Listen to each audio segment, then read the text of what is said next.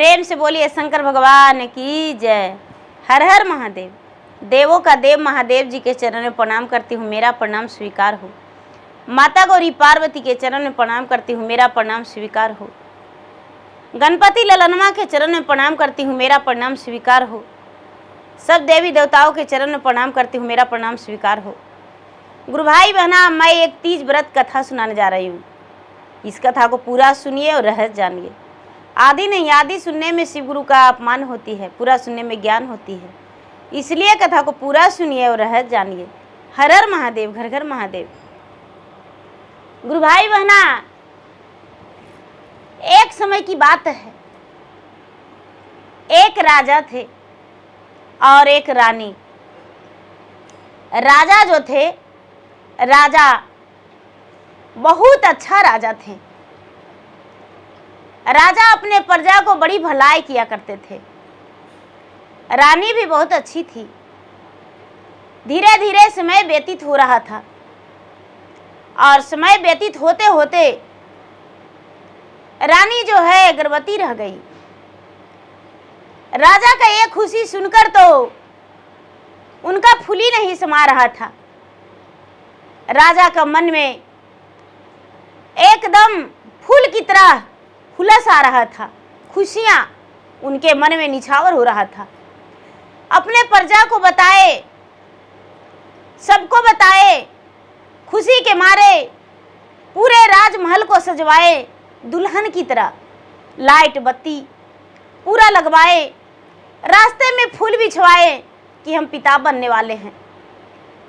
धीरे धीरे धीरे धीरे जब 9वां महीना हो गया, 9वां महीना के बाद रानी का ओद्र से सुंदर सी कन्या जन्म लिया। जब कन्या जन्म लिया तो रानी बड़ी प्रसन्न हुई। धीरे धीरे समय बीता। रानी अपने बेटी को सीने से लगा के रखती थी। सीने से लगा के रखती थी। धीरे धीरे जब कन्या का 6 महीना हुआ तो रानी का देहांत हो गया। रानी का अचानक तबीयत खराब हो गया और रानी का देहांत हो गया। जब रानी का देहांत हो गया तो राजा बड़ी उदास रहने लगे। रानी का यादें उनका दिल में बस गया। राजा बहुत उदास रहने लगे। धीरे धीरे समय बीत रहा है। बीतते बीतते साल 2 साल बीता। राजा साहब दूसरा विवाह कर लिए और दूसरी रानी आ गई। दूसरी रानी को राजा साहब अपनी पुत्री को सौंप दिए। दूसरी रानी जो है राजा के सामने दिखावा कर दी कि मैं तो अपना इसे बेटी को गले से लगा के रखूंगा, सीने से लगा के रखूंगा। आपकी बेटी, मेरा बेटी, ये तो बड़ी सौभाग्य की बात है कि मैं माँ बन चुकी हूँ। पहले राजा के सामने बड़ी लाड प्यार करती थी। धीरे धीरे समय बीता तो समय बीतते बीतते वो लड़की बड़ी हो गई। स्कूल जाने का कोशिश करती थी लेकिन रानी नहीं जाने देती थी। रानी नहीं जाने देती थी। रानी कहती थी कि नहीं जा सकती हो। स्कूल क्यों जाएगी? स्कूल जाने से क्या फायदा? स्कूल नहीं जाएगी तुम। घर के चौका चूल्हा करो और खाना बनाओ। पढ़ने लिखने से क्या फायदा? जो राजकुमारी है बेचारी पढ़ने नहीं जाने लगी, घर के कामों में लग गई। रानी का, दूसरी रानी का ओद्र से भी एगो कन्या जन्म लिया। जो राजकुमारी है, राजा की पहली बेटी, पहला पत्नी से बेटी, वो शादी का योग हो गई। और एक नंबर के भगवान के भक्त, भगवान के पूजा पाठ करने में कोई कमी नहीं करती थी। कोई कमी नहीं करती थी। जब वो 12 बरस की हुई तो लोग को तीज व्रत करते देखती थी। तो क्या करती है गुरु भाई बहना, कि वो भी सबके साथ में जाके तीज पूजा करती है और सबसे पूछती है कि भाई, चाची जी, दादी जी, बहन जी, आप क्यों तीज व्रत करते हैं। उनको अड़ोस पड़ोस के लोग बोले कि सुहाग की लंबी आयु के लिए करते हैं और जो कन्या कुमारी है वो अपने घर भर के लिए अच्छे व्रत चुनने के लिए करेगी, तो तुम भी कर सकती हो। राजा की बेटी राजकुमारी तीज व्रत तो रखी और कई वर्ष तीज कुमारे में की। कुमारे में तीज की, जब विवाह के योग हो गई, 16 साल की हो गई, तो राजा साहब अपने पत्नी से कहते हैं, दूसरी रानी से, कि मुझे शांति बिटिया का विवाह करना है। 16 बरस की हो गई। वो कहती है कि देखिए जी, आप जो है, आपका जो बेटी है उसका विवाह, उस पे दोष है, मंगल दोष है। आप यदि उसका विवाह कर देंगे कोई राजा के बेटा से, तो 1 साल होते होते उसका पति मर जाएगा और वो विधवा हो जाएगी। राजा कहते हैं, ऐसा किसने बोला। तो हाँ स्वामीनाथ, हम ब्राह्मण को बुलवाए और उसके बारे में दिखवाए, तो मंगल ग्रह चल रहा है उस पे, तो बेटिया का विवाह जो है, किसी का जीवन मत बर्बाद करिए, इसका विवाह एक सर्प से कर दीजिए। राजा कहते हैं कि सर्प से ब्याह कैसे हो सकता है, सर्प से ब्याह कैसे होगा। कहते हैं कि नहीं राजा साहब, आप नहीं जानते हैं, सर्प से ब्याह हो जाएगा। आप देखिए कहीं ढूंढ के, कहीं बाध वन टीला टकारी कन्हू सर्प रहेगा तो राजा कहते हैं कि वर ढूंढने जाएंगे, अपना प्राण दे के आएंगे। सर्प से क्या बोलेंगे कि मेरा विवाह बेटी को करना है। रानी कहती है कि नहीं राजा साहब, आपको वर ढूंढना ही होगा, किसी का राजा के बेटा से कर दीजिएगा और इसका विधवा हो जाएगी, उसका बेटा मर जाएगा। राजा बड़े असमंजस में पड़ गए, उनका बड़ा सोच हो गया कि ये तो बड़ा दुविधा की बात आ गया। गुरु भाई बहना, राजा साहब अपने निकल गए बराबर ढूंढने के लिए। तो खोजते खोजते खोजते एक नगर में गए। जब नगर में गए, हरदी नगर गए, तो हरदी नगर में एक राजा थे, उनका पत्नी का ओद्र से एक सर्प जन्म लिया था। पूरा नगर के लोग जो हैं जानते थे। राजा साहब उसी नगर में पहुंच गए और जाके सरसों नगर के राजा से बात किए कि राजा साहब, मुझे बेटी के ब्याह करना है। कहते हैं कि देखिए, मेरे पास तो मेरा जो बेटा है वो सर्प है, और सर्प है तो भाई उसके लिए, उससे कैसे अपना बेटी का विवाह कर सकते हैं। कहते हैं जो राजा हैं, राजकुमारी के पिता कहते हैं कि नहीं राजा साहब, हम सर्प से करने के लिए तैयार हैं। अरे आपका बेटा सर्प है तो मेरा बेटी तो राजकुमारी है, आपके घर में बहू आ जाएगी। शादी का दिन पक्का हो गया, शादी सेट हो गया, और शादी सेट हो गया, दिन ठिकाना सब बैठ गया। तिलक का दिन, मड़वा का दिन, बारात का दिन, सब दिन पक्का हो गया। राजा अपने बेटी का विवाह तय करके आ गए। राजा विवाह करके अपना बेटी का तय करके आ गए विवाह के, और रानी से बताए कि देखिए रानी साहब, हम जो है अपना बेटी का विवाह तय कर दिए हैं। तो कहाँ? तो एक नगर में एक पोसुआ सर्प रखा है, उसी से हम सेट कर दिए हैं। कहती है रानी की बड़ा खुशी के बात है, बहुत खुश खुशी की बात है, ये तो अच्छा किए कि सर्प से अपना बेटी का विवाह तय कर दिए हैं। अब क्या होता है, राजा बड़े धूमधाम से अपना बेटी को तिलक लेके जाते हैं। तिलक चढ़ा के आते हैं। सर्प जो है आंगन में बड़ा गेड़री मार के बैठ जाता है चौका चंदन पे। राजा उसी को तिलक चढ़ा देते हैं। जब लोग तिलक चढ़ा के आते हैं तो सब पूरा गांव में हाहाकार मच गया कि राजा अनर्थ कर रहे हैं। अपना बेटी को तो एकदम बाघ के मुंह में झोंक रहे हैं। राजा साहब कैसा निर्दयी हैं जो अपना बेटी का विवाह एक सर्प से कर रहे हैं। फिर भी राजा तो नहीं माने, तिलक चढ़ गया, कैसे मानेंगे। बारात भी आ गया। राजा साहब जब बारात आया तो कहते हैं सर्प के पिता से कि भाई साहब बराती लेके तो आ गए, लेकिन सिंदूर दान कैसे होगा। जो सर्प है वो कहता है कि देखिए पिताजी, हम सिंदूर दान कर देंगे। आदमियों की भाषा में बोलता था, हम सिंदूर दान कर देंगे, नाली का रास्ता सही रखिएगा और सिंदूर वहां पर सोगैला मेरे पिताजी रख देंगे। हम फन से उठा के उसका मांग में डाल देंगे और दूध रख दीजिएगा कटोरी में, हम दूध पी के और लौट जाएंगे।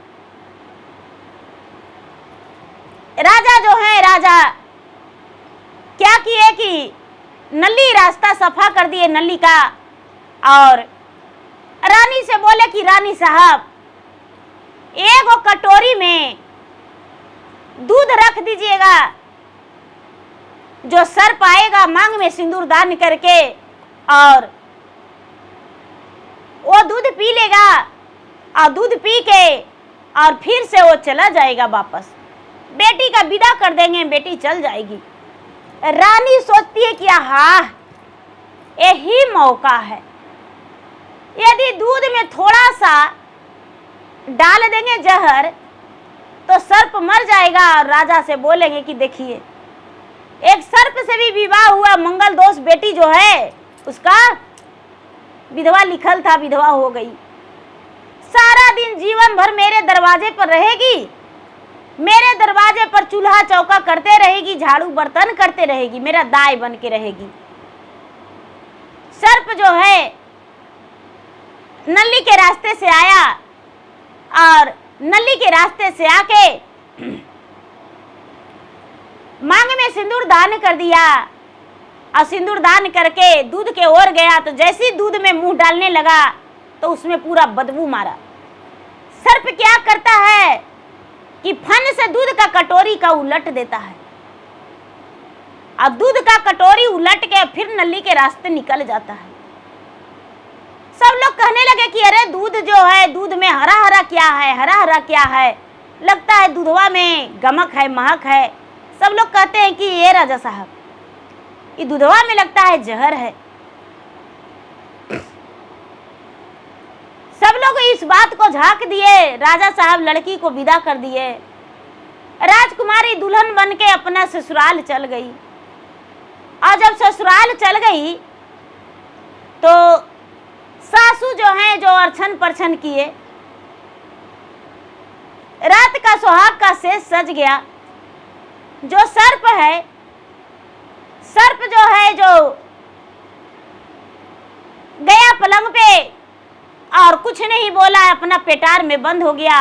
रानी के कहती है मुझे पेटार में बंद कर दो। धीरे धीरे धीरे धीरे धीरे धीरे समय बीतने लगा। अब राजकुमारी अपना मैके नहीं आई। धीरे धीरे समय बीतने लगा। समय बीतते बीतते भादों का महीना आ गया। सब लोग तीज व्रत कर रहे थे और नदी नहाने जा रहे थे। तो जो राजकुमारी है उसको सब कोई कहने गए कि ये आपका बेटा तो भाई कोख से जन्म लिया है सर्प, तो आपको बहू तीज नहीं करेंगे से अपना बहू के बोलिए तीज करेंगे। तो रानी बेचारी बड़ी मुरझाइल रहती थी पुतोह के देख के। अड़ोस पड़ोस के लोग के बोली कि ए भाई हमको कहने में तो शर्म लगता है, अपना बहू के क्या बोले, हमको तो समझ में नहीं आता है कि उसको किस मुंह से बोले कि भाई तू तीज व्रत करो। अड़ोस पड़ोस के लोग गए ऐसे कहने लगे कि ए कनाई का आप तीज व्रत नहीं करिएगा, आज नहाई खाई का दिन है। बेचारी राजकुमारी कहती है कि भगवान जो है तीज व्रत के इंसाफ यही तो किए, हम कुमारे से तीज व्रत करते थे तो यही हमको सर्प से ब्याह हुआ, अब अबरी तीज व्रत करेंगे तो पता नहीं क्या होगा। भगवान तो इतना बढ़िया हमको दान दिए हैं कि जीवन भर हम कैसे बिताएंगे से तो पते नहीं है, क्या करें, हमको कुछ समझ में नहीं आता है। राजा जो थे बहुत बड़े राजा थे, जिनका पत्नी का ओद्र से सर्प जन्म लिया था और रानी पोस रखी थी अपना बेटा मान के, बहुत बड़े राजा थे। ई राजा से 10 गुना ज्यादा अमीर थे, जेवर गहना बढ़िया बढ़िया कपड़ा अपने बहू को चढ़ाए थे। कहती है कि किस लिए तीज व्रत करेंगे, हम तीज व्रत नहीं करेंगे। अड़ोस पड़ोस के लोग बोले कि देखिए भगवान पर भरोसा रखिए, अब तीज व्रत करिए, से आपको नसीबे में लिखल होगा शायद सर्प से विवाह, तो इसीलिए सर्प से हुआ है। से चलिए नदी नहाने। सब मिल के बेचारी राजकुमारी के राजा के बहू के पकड़ के और नदी ले जाने लगे। तो नदी ले गए नहाने के लिए, तो सब कोई अभक चभक के नहाए और गंगा के घाट पूजे। बेचारी ये भी पूजा के सामान ले गई थी, स्नान करके और पूजा पाठ करने लगी। तो गंगा मैया से कहती है, हाथ तोरा जोड़ियो गंगा गोड़ा, तोरा परियो रे गोड़ा, तोरा परियो जी, सुनिला ना बिनती मारन रे की। अपनी लहरिया गंगा थोड़ा, हमेरा देई तायर थोड़ा, हमेरा देई ताजी, गंगा में डूबिया लगाई मारती रे की। तो गुरु भाई बहना सब लोग कहते हैं कि अरे ऐसे काहे बोलते हैं रानी साहब। तो कहते हैं, राजा जी के बेटी आया भागिन, ले ली जलामी आया भागिन, ले ली जलामी आजी, पिता कैले सर्प से विवाहन रे की। 7 बरिसवा भइले हमारो उमारी आयर, हमारो उमारी आहो, बन गईले भोला के भक्तन रे की। जब मोर भइले बारा ही बरी सवायर, बारा ही बरी सवा हो, पति लागी कैली तिजिया बरतन रे की। कहती है कि जब हम 7 बरस के थे तो भगवान के भक्त बन गए, 12 बरस हुआ तो तीज व्रत करने लगे। यही अच्छा वर मिला हमको भगवान गंगा मैया, थोड़ा सा आप उमड़ जाते ता हम ही गंगा में डूबी लगा देते, अपना प्राण को त्याग देते। कैसे करके उस सर्प के साथ अपना जीवन बिताएंगे। ए दीदी, क्या होता है कि एगो बूढ़ी माई आते हैं, एकदम पक्कल केस, पूरा जुलजुल बूढ़ी, पूरा जुलजुल बूढ़ी आए अवा के और कहते हैं, आंसू पोंछ के कहते हैं कि ए बेटी जिसमें हिम्मत होता है वही बेड़ा पार करते हैं। तुम तो बड़ी हिम्मत वाली हो बेटी, काहे रोती हो? मत रोवो, चुप रहो। अरे रोता है जिसको कुछ नहीं रहता है। तुम हिम्मत करो। कहती है उससे गले लग के कि ए माँ जी, हम तो माँ का अपना मुंह नहीं देखे हैं, परछाइयों नहीं देखे, लेकिन यदि हो सकता है क्या पता मेरी माँ रहती तो आपकी जैसा रहती। ठीक है, हम तीज व्रत तो कर ही रहे हैं, क्या करें, मेरे भाग में वही है। वो जो गंगा मैया प्रचंड होके और समझा रहे हैं बुढ़िया के रूप में, कहते हैं कि देखो बेटी, जिसका पति अंधरा रहता है वो अंधरा के लिए व्रत करता है, कोढ़िया रहता है कोढ़िया के लिए व्रत करता है, लेकिन उसके सलामती के लिए व्रत करता है और उसके लंबा आयु के लिए व्रत करता है। देखो बेटी, तुम्हारा पति सर पे है तो उसी के लिए तू व्रत रखो। राजा की बेटी शांति जो कहे, नहाए खाए, नहा के स्नान करके पूजा पाठ करके गंगा के घाट के, और कहाँ चल गई? अपना घर गई।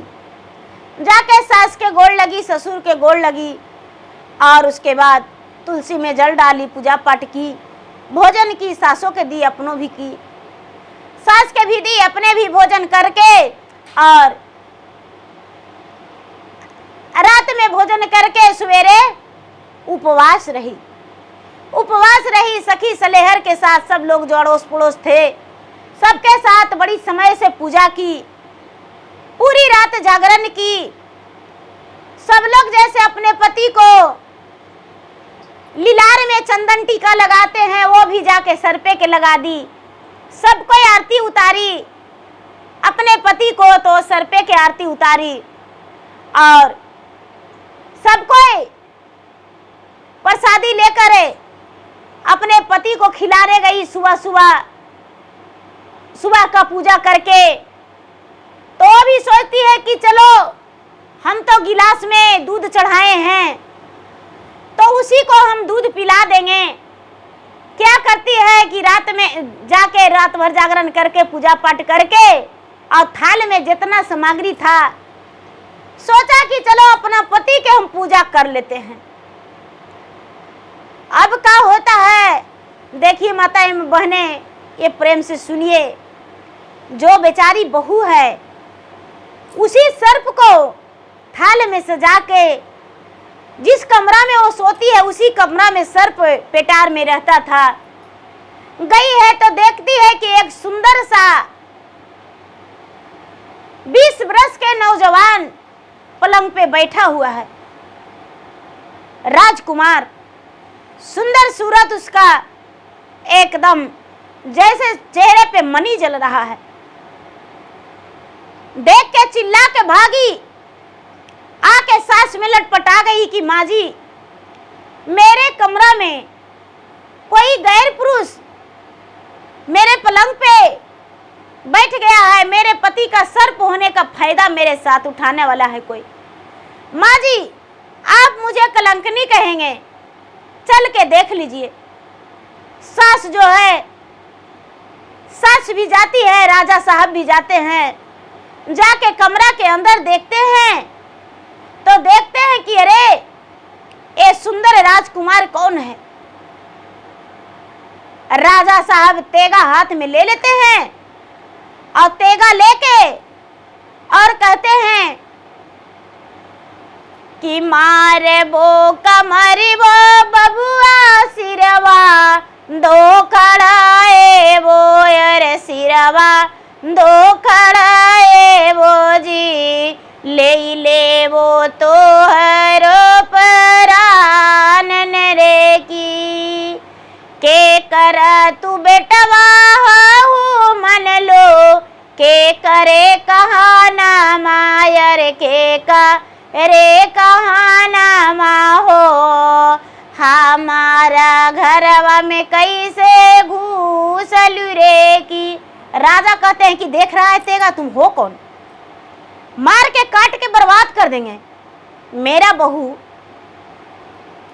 एक सर्प से भी खुश है, तू इसका जिंदगी में दखल अंदाजी मत डालो, जाओ तू जौन हो जौन।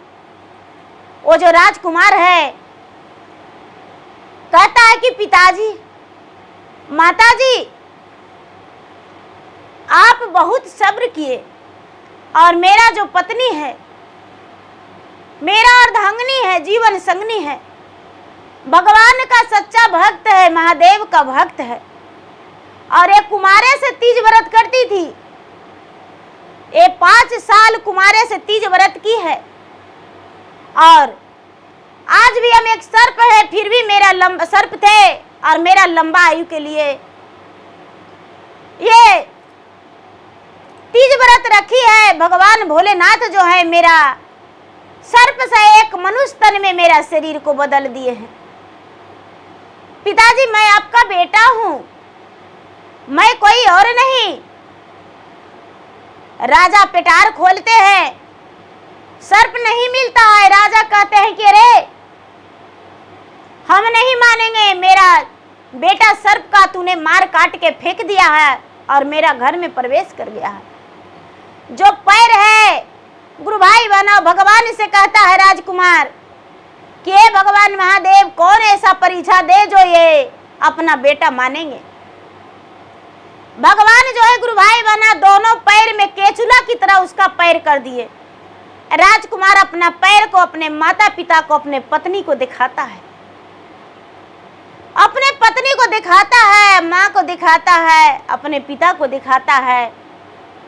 उसके माता पिता उसके पैर को देखते हैं तो बेटा को सीने से लगा लेते हैं, बेटा को सीने से लगा लेते हैं और कहते हैं कि बेटा, इस रूप को देखने के लिए 20 साल से हम तड़प रहे हैं। मेरा ओद्र से जब सर्प जन्म लिया था तो लोग बोला था कि सर्प है रानी साहब, आपको काट लेगा, मर जाइएगा, लेकिन फिर भी हम अपना सीना से दूध उसको तुमको पिलाए बेटा। दूध का बेटा कहता है कि माँ, दूध का कर्ज जो होता है ओ माता का दूध का कर्ज बड़ी मुश्किल का दूध होता है माँ। गाय भैंस का दूध गंगा बहा देगा आदमी, लेकिन माता का दूध जो है वो गंगा नहीं बहेगा माँ। और उस दूध का कर्ज का कैसे पूरा होता माँ? तो मेरे शरीर को भगवान नहीं बदलते, तुम्हारी बहू का कृपा से। तुम्हारा जो बहू है वो सतीवर्ती है, तुम्हारा बहू जो है ये भगवान के सच्चा भक्त है माँ, तुम्हारा बहू का ये सब कृपा है। रानी जो है अपना बहू को सीने से लगा ली और बहू को कहती है कि बेटी, तू मेरा बहू नहीं बेटी है। मैं अपना ओद्र से जन्म नहीं दिया हूँ, लेकिन बेटी के बराबर है, बेटी से भी बढ़ के तुम हो। जो राजकुमारी है बहू शांति, वो क्या करती है कि अपना पति को लीलार में चंदन लगाती है, आरती उतारती है, अपना हाथों से मिठाई खिलाती है, प्रसादी, और पति पत्नी दोनों एक ही थाल में बड़े प्रेम से भोजन करते हैं। भोजन करके और उसके बाद कहते हैं, सास के जो भी बायने में रखी थी कपड़ा, साड़ी, साया, ब्लाउज, श्रृंगार, अपने सास को गोड़ लग के बायने में दे दी। सास से कहती है कि माँ जी, हम अपना मैके जाते, जब से शादी हुआ है, जब से हम मैके नहीं गए हैं, तो एक बार हम मैके हो लाते तो अच्छा था। जो सास है वो कहती है कि बेटी, हंसते भी हंसते मैके जाओ, कोई दिक्कत नहीं है बेटी, जाओ मैके। जो शांति है, शांति और शांति का पति दोनों चल जाते हैं कहाँ?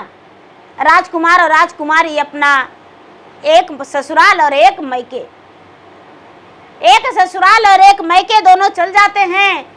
तो राजा साहब जो राजकुमार है घोड़ा से और राजकुमारी डोली से, 32 कहार लगा हुआ है और राजकुमार घोड़ा से जा रहे हैं। जाते जाते कहाँ चल गए? राजकुमारी मैका और राजकुमार अपना ससुराल। दरवाजे पर घोड़ा खड़ा हो गया, राजकुमारी का डोली लग गया और जो कुछ लोग थे राजा रानी से कहने लगे, ए राजा साहब, आपके दरवाजा पर एक सुंदर राजकुमार खड़े हैं घोड़ा से, एक डोली लगा हुआ है। रानी घर के अंदर से निकली, उसकी माता सौतेली, अरे कौन आया होगा, कौन आया होगा? सुंदर राजकुमार के देख के वो तो चकित हो गई कि अरे कौन आया होगा। देखती है कि अरे डोली से निकलती है राजकुमारी, माँ को पांव छूती है, माँ तो एकदम जल भून जाती है और राजा से कहती है कि देखें, आपका बेटी कुल नासनी है, आपका बेटी कुल नासनी है, आप सर्प से ब्याह किए और देखिए किसी का बेटा को जीवन बर्बाद करने के लिए भगा के ले आई है। राजकुमार कहते हैं कि नहीं माँ जी, जैसा आप सोचते हैं वैसा कुछ नहीं है, ये मेरा धर्म पत्नी है, इसका मैं पति परमेश्वर हूं और ये मेरा जीवन संगनी है, मैं इनका पति हूं और ऐसा कोई बात नहीं, मैं वही सर्प हूं जिससे अपना बेटी को विवाह किए थे। कैसे आप सोच लिए कि मैं कोई और हूं? नहीं। घर के अंदर गए तो रानी सोचती है कि बाप रे, इतना सारा जेवर गहना ही पहन के आई है, इतना सारा ही जेवर गहना पहन के आई है और इसको यदि हम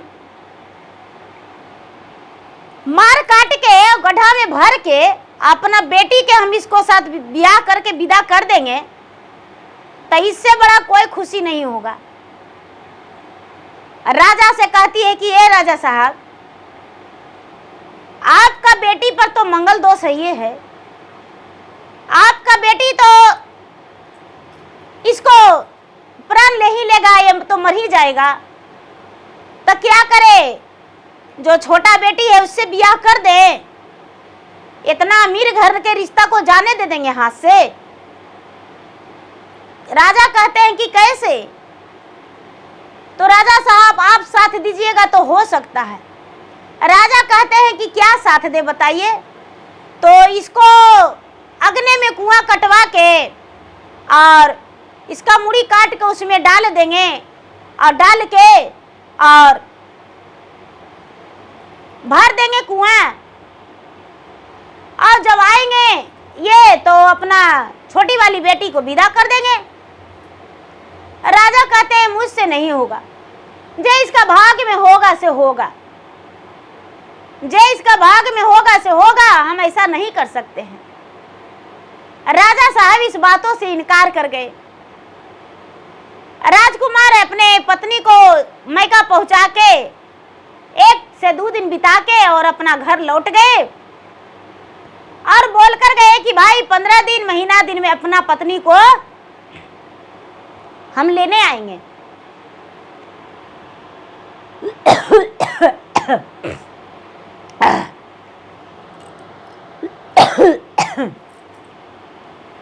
हम अपना पत्नी को लेने आएंगे।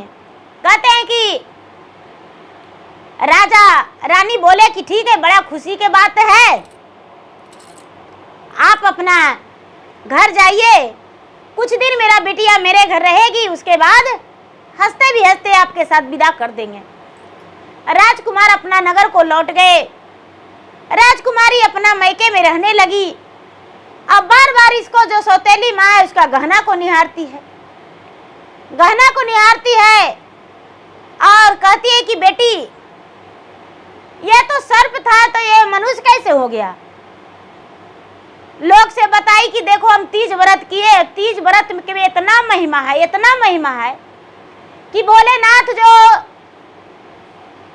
थे वो मेरा भक्ति को पुकार को सुन लिए, उनका सर्प से एक सुंदर पुरुष बना दिए। कहती अच्छा तुम्हारा महिमा और भक्ति को हम देख लेंगे, कैसे तू अपना महिमा और भक्ति को खड़ा करती हो, तेरा तो प्राण ले लेंगे। क्या करती है गुरु भाई बहना कि रात के समय में अपना सौतेली बेटी के हाथों बांध देती है, गोड़ों बांध देती है और सब लाइट बत्ती बुता के एक कमरा में केवाड़ी लगा लेती है और केवाड़ी लगा के और क्या करती है कि अपना सौतेली बेटी के काटने का कोशिश करती है। जैसी तलवार लेके खड़ी होती है, जैसी नाग देवता जो है, नागराज हैं, तो भगवान के दिया हुआ, कहाँ भगवान मानने वाले हैं, क्या किए दीदी कि भगवान भोलेनाथ स्वयं वहां नाग रूपी प्रकट हो गए और उसका सौतेली माँ को 2-4 जगह पूरा डांस लिए। सर्प देवता, नाग देवता डांस लिए और सौतेली माँ गिर गई, हाथ से तेगा भी गिर गया और जितना गहना था सब पहले ही उतार ली थी, सब गहना वहीं पर है। सवेरे हुआ, राजा साहब कहते हैं कि अरे अभी तक तुम्हारा दरवाजा बंद है बेटी, खोलो केवाड़ी। कहती है कि काये से मैं खोली आई पीता बाजा, अड़ा के बाड़ी आयर बाजा, अड़ा के बाड़ी आजी, हथवा बांधाला पौआ झानल रे की, माता मोर रचले पीता रचले, ना रचाना मायर रचले, ना रचाना माजी, तोड़ी दाना बाजार के वाड़न रे की। राजा कहते कि अरे हाथ बांधल है, पैर बांधल है, कैसे? राजा साहब कुछ लोग के बुला के दरवाजा तोड़वा देते हैं। तो घर के अंदर देखते हैं कि रानी जो है बीक के मातल पूरा बेहोश पड़ी हुई है और राजकुमारी का पांव हाथ बंधा हुआ है। राजा झट झट इसको खोले और खोल के और उसके बाद कहते हैं ये सब पिताजी देख लीजिए क्या है से। राजा देखते हैं कि अरे उसका पत्नी के तो सर्प काट लिया था, सर्प काट लिया था। राजा साहब झाड़ने वाले को वैद्य जी को बुलाए, वैद्य जी उसको जड़ी बूटी पीस के दिए, सर्प के झरवैया सर्प को झाड़े। और जो राजकुमार रानी है, रानी उठ के बैठ गई, लेकिन उसका दोनों हाथ लूली हो गई, दोनों हाथ लूंज हो गया। और ये जो शांति बेटिया है अपना पिता से कहती है कि पिताजी हम अपना ससुराल जा रहे हैं, अब हम मैका में नहीं रहना चाहते हैं। जब मेरा प्राणे को रक्षा नहीं कर सकते हैं तो हम यहाँ रह के क्या करेंगे? मेरी माँ जो है मुझे काटना चाहती, मारना चाहती है। सब दिन तो कोशिश करवे की, लेकिन आज हो वही चाहती है। इसलिए पिताजी हम अपना ससुराल चल जाएंगे। तो कहते हैं कि भादों में नहीं जाना चाहिए इधर उधर। तो भादों में गई थी सौखे मैका, तो मिल गया था सजा। बेचारी जो शांति है वो अपने पिता से कह के और अपना ससुराल चल जाती है। राजा साहब उसको खुद को ससुराल पहुंचा देते हैं और अपने समधी समधीन से, अपने दामाद से, सबसे मिलके और उसके बाद वापस लौट जाते हैं। राजकुमारी जो है, राजकुमारी अपना ससुराल में सुखी जीवन बिताने लगी और खुश रहने लगी।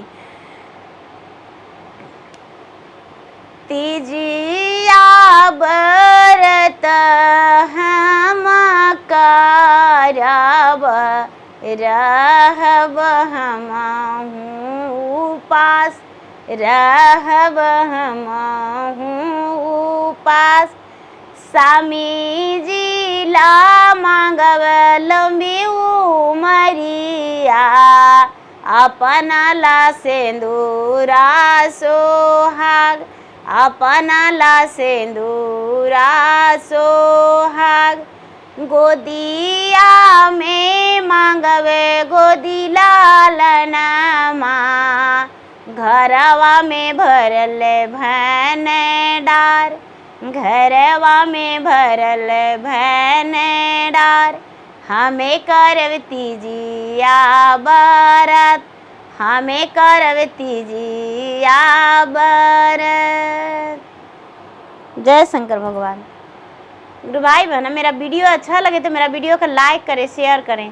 चैनल पर यदि नए हैं तो चैनल का सब्सक्राइब करें, बेल आइकन घंटी को दबाएं, जो कि मेरा वीडियो का नोटिफिकेशन सबसे पहले आपके पास जाए। आप मेरा वीडियो सुन सके। कमेंट बॉक्स में हर हर महादेव जय शिव गुरु जरूर लिखें। धन्यवाद।